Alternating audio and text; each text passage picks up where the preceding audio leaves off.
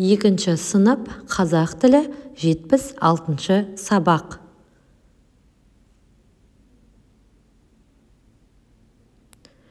Жетпіс алтыншы сабақ. Түбір мен қосымша. Бүгінгі сабақта тірек сөздерді пайдаланып әңгіме құрастыра алатын боламыз балалар. 49-шы жаттығу. Сөйлемдерді қатесіз көшіріп жаз. Сырғанап ойнау өте пайдалы.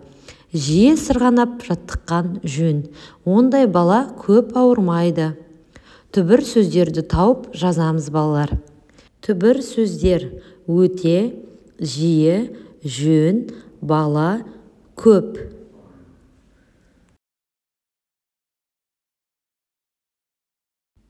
Елуінші жаттығу. Тірек сөздерді пайдаланып, сырғанақта тақырыбына әңгіме құрастыр.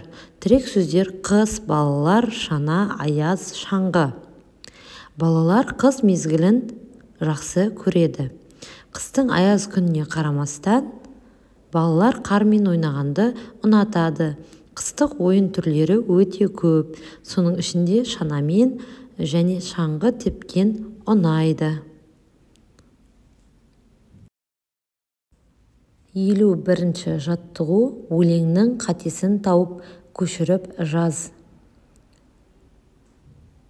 Жазда суда жүземіз, құмда күнде күйеміз, жалаң аяқ жүреміз, қыста қызып денеміз, коньки шаңғы тебеміз, жалқаулықты тастаймыз, жаттығуды бастаймыз.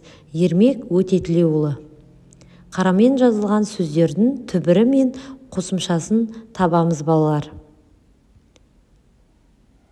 Қарамен жазылған сөздер: жазда, құмда, қыста. Жазда жаз түбір, да қосымша. Құмда құм түбір, да қосымша. Қыста қыс түбір, та қосымша.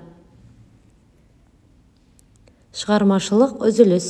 52-ші жаттығу. Берілген әріптер қатарында жасырынған сөздерді тауып оқы. Баскетбол, бассейн, боксшы, жүзгіш. Тапқан сөздерің туралы не білесіңдер? Бұл балалар ойын түрлері: баскетбол доппен жарыс, бассейн суда жүзу,